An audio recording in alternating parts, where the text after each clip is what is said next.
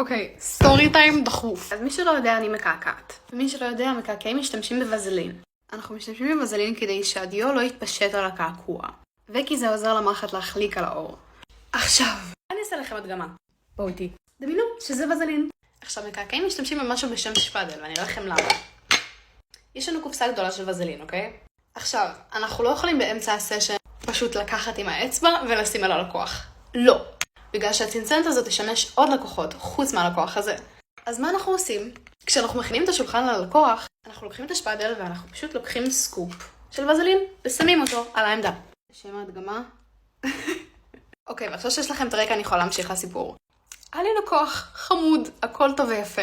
תחילת הסשן, אני עושה את השפכטל הזה של הווזלין ושמה על השולחן. עוד לא הספקתי לסגור את הקופסה של הווזלין ונחשו מה קרה. החבר שבא עם הלקוח פשוט בופ ושם על השפתיים שלו. עכשיו, סלח, מה?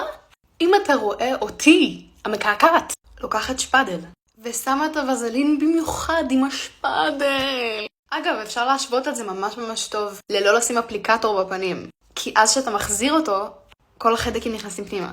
קיצר, אני לא מצפה מכל בן אדם להבין את זה, אבל אחרי הכל זאת עמדה סטרילית. והייתי מצפה שלפחות הוא היה מבקש. ואז הייתי מוציאה שפדל חדש ומביאה לו בכיף. או מביאה לו ספטרון נגד יובש. אבל מה הכי רע? זה לא קרה רק פעם אחת.